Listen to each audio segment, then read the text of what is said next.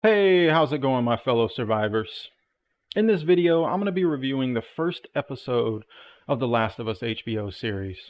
I noticed on Twitter and YouTube that it was getting rave reviews, 9s and 10s across the board, and people seem to think it was perfect, but I feel a bit differently. I have my gripes and dislikes that I will talk about, so this may end up being a divisive review, but remember, reviews are subjective and we all have our own opinions. So if you disagree with me, that's fine, but I do think you will agree with certain things I disliked. So let's jump right in, shall we? First off, let's talk about the beginning. It was great. Love the intro with the talk show and the scientists talking about how if the world got warmer, cordyceps could attach to humans and animals, and there would be no cure, and that humanity would pretty much lose. It was nice foreboding, foreshadowing for the people watching that never played the game. Now, after that, we get to see how an average day goes for the Miller family, and I love that we got to spend extra time with them pre-apocalypse. It helps get you more invested in these characters because in the game, you only see a glimpse of their relationships with one another before shit hits the fan. Now, a small gripe I have is about the watch. In the game, Sarah buys Joel a new one, but in the show, Sarah steals money from Joel to fix his own watch. I think the game did it better. Made it seem like Sarah was saving up her allowance or money she maybe made doing side jobs for her neighbors to buy her dad that watch for his birthday, which just makes it feel more special in my opinion. Now I know that's just a small gripe and nobody else is probably going to agree with me, but that's just something I noticed. Now I did like that they added in Joel and Sarah watching Curtis and Viper 2 the night of. Makes the events of The Last of Us Part 2 a little more heartbreaking knowing that Ellie and Joel were supposed to be watching that same movie the day you know what happened. But yeah, so Sarah falls asleep and wakes up to the world gone to shit. Now, they deviate from the game a lot here, which I both like and dislike at the same time. There was something so iconic about Sarah going downstairs and Joel busting in, loading up his revolver, and then the neighbor breaking through the glass and Joel shooting him. That's one scene I was really hoping they added to the show, but instead, Sarah is introduced to the infected when she goes over to her neighbor's house and sees the creepy old lady feasting on the cookie lady. And it was a very good scene, reminiscent of the first Resident Evil zombie encounter. The old lady looks up really slow, and you see the gnarly cordyceps hanging out of her mouth, which was not in the games. We all assumed they would just bite their victims, but it looks like that's not the case, which I'm a big fan of. It makes the infected more unique and horrifying than they already are. So Sarah runs out just as Tommy and Joel arrive, and Joel has to kill the creepy comatose lady who is now an acrobatic cannibal.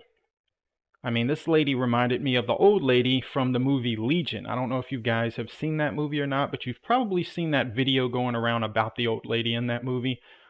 And it also reminds me of the lady from Day Shift, which was a vampire movie that released on Netflix with Jamie Foxx last year. There was a creepy acrobatic old lady in that one. So it seems like a lot of these Hollywood people like to put creepy old ladies in horror movies and shows. But anyways, after Joel kills the lady with the pipe wrench, it goes into a scene straight from the game, which was perfect.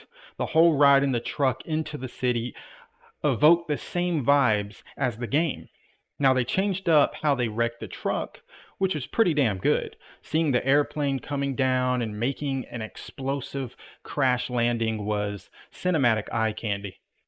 And after that, the run through the city was intense.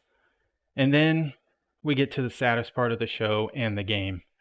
They come across a soldier and he's ordered to shoot them both. And I liked that they showed that Joel got clipped by a bullet.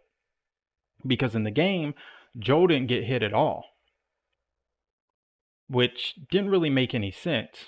So good on them for showing that Joel also got injured too, but that leads into showing Sarah, who was shot in the stomach, and the scene was almost perfect. Great acting from both Pedro and Nico. I do think the scene was more impactful in the game though, because I didn't have a very emotional reaction to it in the show. Or maybe I've just gotten so desensitized to the scene since I've replayed the game so many times. I'm not really sure. Anybody else feel the same? But yeah, after that, we see the 20-year time jump, and I like how they did it compared to the games. We see a little kid, he gets confirmed to be infected, and it jumps to showing people disposing bodies into a fire pit, one of which is Joel. And I like that we got to see how Joel makes a living when he's not being a smuggler. But yeah, there's a truck, it backs up, it's got more bodies in it, and one of the bodies is that little kid. Joel picks him up and tosses him in the fire without a care. It shows how 20 years in this apocalypse has hardened Joel to the point where seeing dead kids doesn't even affect him anymore. And it's quite sad. We then see what is going to be a public hanging of people who got caught leaving the QZ unauthorized. Now, I guess this is replacing the scene in the game where there were people lined up on their knees and one gets shot trying to run after being confirmed infected. I think the game's version was better, although seeing what the consequences are for leaving the QZ is quite disturbing. You're sentenced to death just for leaving the zone without permission. I guess they feel if someone leaves, gets infected, and comes back, it puts the whole QZ at risk, so the punishment fits the crime to them, but still, they could just test them and lock them up for a few days, weeks, or months, depending on how many times they broke the law, instead of killing them, but I digress. But yeah, we then see Joel slinging pills to a guard, showing that he's both a death dealer and a drug dealer. And it's too bad it wasn't meth he was slinging, because that would sound so much better. Death dealer, meth dealer. But yeah, we then get to see Tess for the first time being held captive by Robert and his men. I like this because it let us see why Tess and Joel dislike Robert so much. It's because he's just a scummy fuckbag. And then the Fireflies start an assault on the QZ, which frees Tess, although she ends up getting captured by the guards a bit afterwards. So one thing about Tess I didn't like was the long hair. They should have made her hair look more like the games and gave her that bandana that she wears in the games. Other than that, the actress is good though. So next up we got our first scene with Ellie where she's being held captive by the Fireflies. A lady asks Ellie to count to 10 and she gives a very Ellie response, which I liked a lot. But at this point, I wasn't so on board with Bella as Ellie though. But next up, we see Joel is trying to get in contact with Tommy, which means they most likely have kept in touch over the years, unlike in the game where at this point in the story, Joel and Tommy hadn't really seen each other or spoken to each other in a very long time. So Joel then goes back home and acts like Max Payne. He starts downing painkillers and liquor before passing out. Now in the game, we never really got to see Joel drink or do drugs, so it's cool to see this side of him. He's drowning his sorrows with substances like most of us would do in the same situation. We then see Tess come in. Looks like they might live together in the show and are probably dating, the way she crawls in bed with Joel and spoons him. I mean, I like the way they flesh out their relationship a little bit more in the show, because in the game, it's implied that they might be romantically involved, but the show pretty much shows that they are.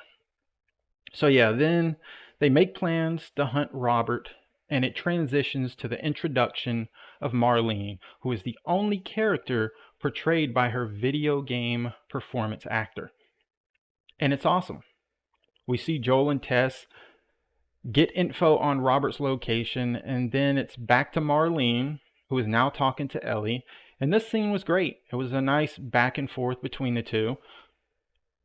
And then we see Tess and Joel on the hunt for Robert, and they stumble upon an infected who died against the wall with all the cordyceps growth on it, and it looked amazing, like it was ripped straight from the game. But then they finally find Robert, and his men, and they're all already dead. Now, this is the one part I really didn't like. In the game, while on the hunt for Robert, Tess shoots a man in the head. Joel and her get into a small shootout, and then they finally find Robert. Then Joel and Tess interrogate him. Joel eventually breaks his arm, and then Tess shoots him in the head. The hunt for Robert in the game is how they show us just how ruthless Joel and Tess are. But we don't get that in the show. Tess seems more vulnerable and less ruthless than her video game counterpart, and the same goes for Joel. I understand why they did things differently. It's because there was a lot of gameplay involved in the hunt for Robert in the game, and seeing Joel and Tess shoot and kill groups of men in the show would make it feel less grounded. But still, they could have at least had it where Tess was the one to put a bullet in Robert's head. They could have made it where Robert was shot in the leg or shoulder by the fireflies and still alive, and Tess and Joel find him, and they could have had their same video game moment with him without having to kill groups of men. You know what I'm saying? Or they could have at least showed the shootout with Robert and the fireflies. I don't know. I just feel like they should have done things differently for that part of the story. I did like the switch from wanting guns to wanting a battery for a truck, because I feel like batteries would definitely be more of a valuable commodity in that world. And a scene I really liked was when Joel and Ellie are in the room waiting for Tess to come back. Had dialogue straight from the game, but also had some added dialogue and stuff that wasn't added, and stuff that was added for the show, like how the radio playing certain songs meant different codes. And it was just a really cool feature to add to the show. And in that scene, I noticed that Ellie says, "Who are Bill and Frank?" That means that Joel knows who Frank is in the show. In the game, Joel didn't know Frank. When they find him hanging in a house, Bill just says it was his partner. So I guess they're making Frank's inevitable death more impactful to not just Joel, but also the viewer too, since episode 3 will be dedicated to Bill and Frank, so we get to know him better. Now, when Tess comes back, they head off on their journey and end up getting caught by a guard. That guard ends up being the one Joel sold drugs to.